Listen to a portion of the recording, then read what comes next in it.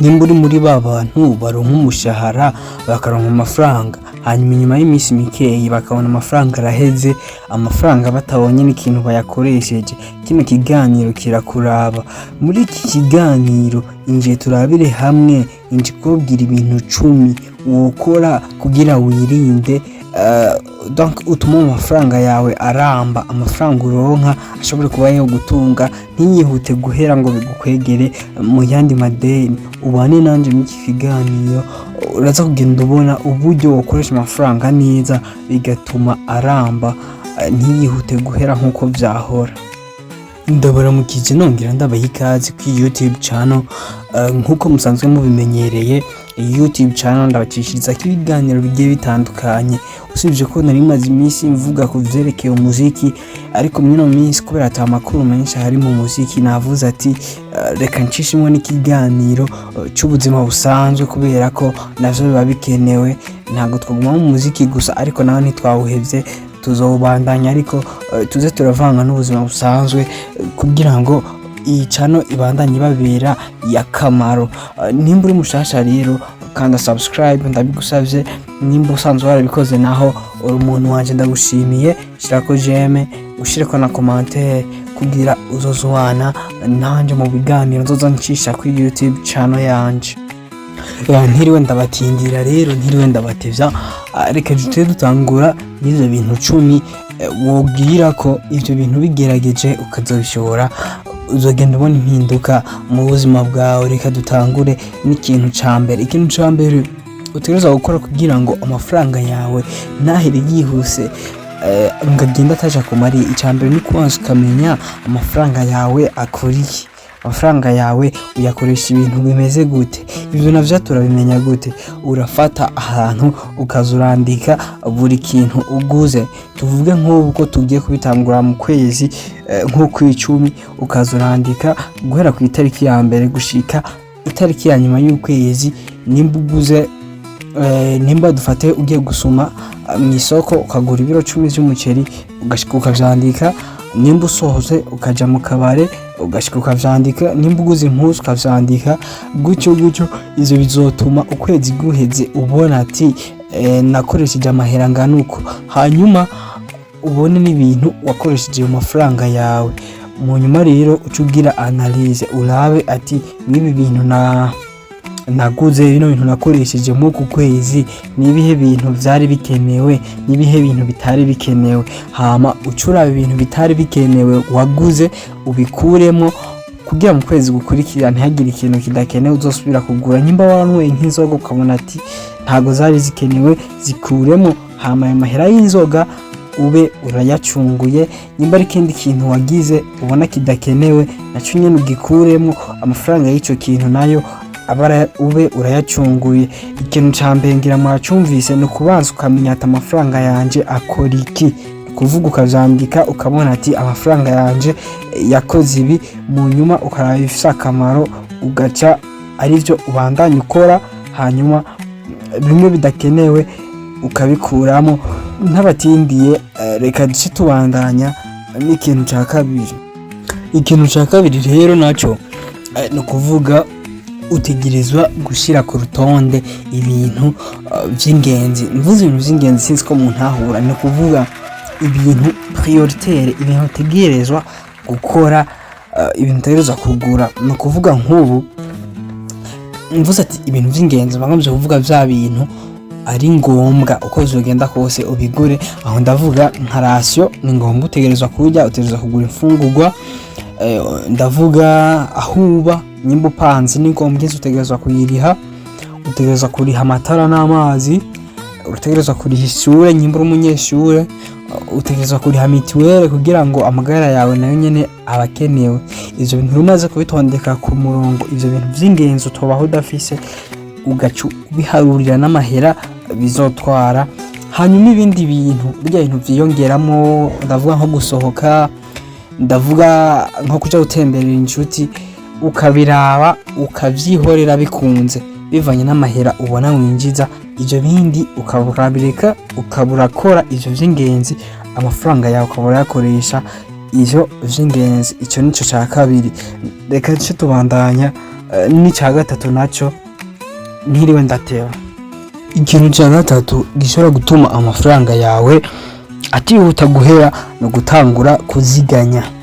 No kuvuga ugatangura kuziganya naho wowe ukorera amafaranga make, no kuvuga ukaziganya n'imiburiburi ibice 5% vy'amahera winjiza buri munsi. Nimba ukora akazi kakwinjiriza ibihumbi 10 ku munsi, ziganya 5%, bikunze uyarenze ariko vyanse ntuje musi ya 5% ubitse buri munsi. Nimba ukorera ibihumbi 10 ubwo urumva urabika 5 ukayabika ugakoresha yandi, no kuvuga bikunze ubika na 5 ukabika na 8 ariko yanyuma ubike ibice 5 kwijana. Ayo mahera urabika ashobora kuzogufasha nko mu gutangura akantu kaka business. Ngira ica gatatu mwacumvise no kugira gutangura kuziganya amafaranga naho yoba ari makeyi ukayaziganya, navyo vyo gufitira akamaro kandi kanini. Tubandanye n'ikintu ca kane gishobora gutuma amafaranga yawe ushobora kuba wowe yaziganya.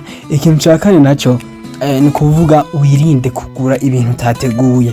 Hari abantu agenda nko mu isoko agiye nko kugura dufate nk'ibiharage, agiye gusoma ibiharage, hanyuma ariko aragenda agaca nko mu isoko cyangwa agaca ahantu ahariho hose akabona ikintu ciza akava akiguze. Dufate ukinjira nko mu isoko ukazubona ikirato ciza, kirato kigezweho, ukabona kirakuryoheye kubera ko usomera mu mufuko ugaca ukigura kandi atavyo wari wateguye. Ico kintu naco turakwiye kucirinda. Ico kintu cyo kugura ibintu utabiteguye kiri mu bintu utegerezwa kwirinda. Ico ni ca kane. Reka tubandanya n'ica gatanu. Nimba watanguye video nturambige kubera ko iyi video ni ingenzi ku buzima bwawe, irashobora kuguhindurira ubuzima. Reka tubandanye n'ica gatanu. Ikintu ca gatanu ni ikintu kubika amafaranga ahantu hizewe, ahantu donc ari bitakorohera kuyasesagura. No kuvuga ko iyo ubitse amafaranga mu rugo canke mu mufuko canke nko muri imikashe, murabizi yuko ayo mafaranga kuyarya biroroha.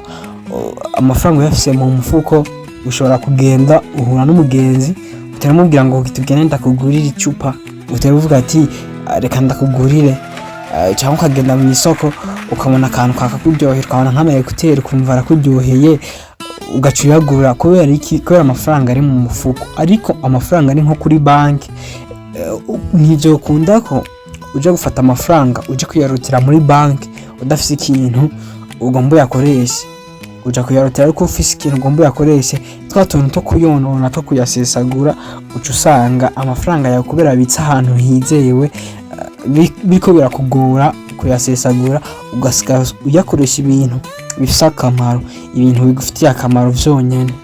Kindi kintu utegerezwa gukora kigira gatandatu niho tugeze.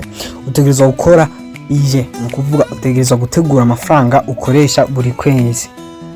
Kandi amafaranga ukoresha ntuyategure ufatiye kuyo winjiza, oya, kuko ni wayategura ufatiye kuyo winjiza uza gusanga nimba ukorera 500 ku kwezi ugaca ukora budget urabye ko ukorera 500 ku kwezi, uza gusanga amahera yawe yose aheriye mu budget atarayandi mahera usigaranye.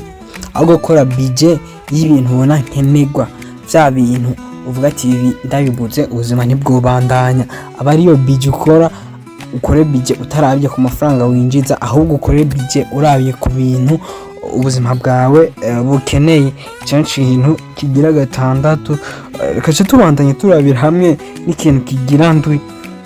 Ikintu rero kiguhirikira ari ikicindwi, no kuvuga no kwigisha abantu mu bana. Nyimba ufise nka famille, dufate uri nk'umupapa, utegereza kwigisha abana bawe, ukigisha umudamu wawe ukungene bakoresha amahera, ukabigisha bakirinda gusesagura. Kubera ko wowe nubwo ukirinda gusesagura, ufise famille yoyo utayigishije kwirinda gusesagura, usanga biriko bibipfa gusa. Nico gituma utegerezwa kwigisha abo mu bana nabo nyene gukoresha ibintu neza. Ico nico kintu kigira indwi. Reka tubandanye n'ikintu kigira 8. kuri 8 tugeze ku kintu c'8 utegerezwa ko investisa mu to business duto ni kuvuga muri commerce ntonto. Nimba uba muhira ashobora nko kuzana ka boutique ku rupangu gashira ka boutique bakadandaza utuntu nyene two kudandaza duto ariko twunguka. Bizogufasha kubera ko bizoza bisaidiye wa mushahara usanzwe uronka nayo mahera wunguka rero mu tuntu duto bice bituma amafaranga yawe atihuta guhera kubera ko hazoba hariho ahandi ariko yinjira ava. Tutiriwe turateba mbandanye n'ikintu c'icenda ni kwirinda amadeni adakenewe.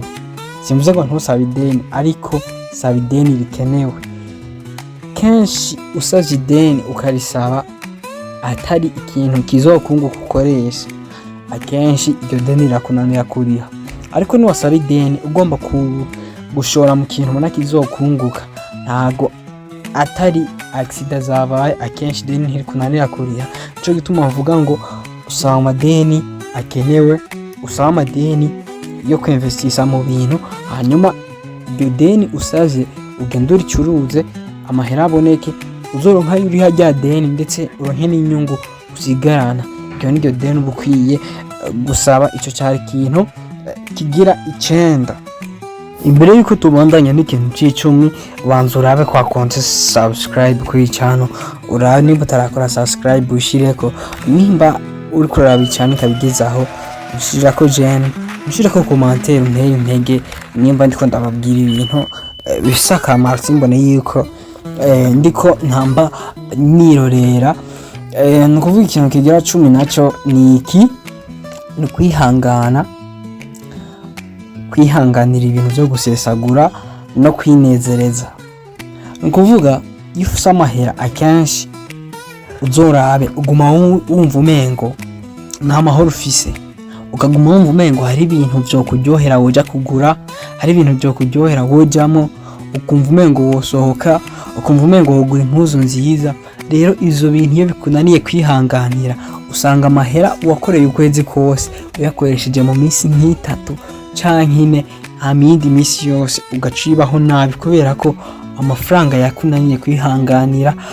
Donc ntiwigeze wihanganira ivyo bintu nyene umva bikuryohera, ariko biragusaba kuvyihanganira kugira ngo amafaranga yawe uyagumane hama azobashe kugutunga. Icyo nico kintu kigira 10 ndetse ari naco cyanyuma.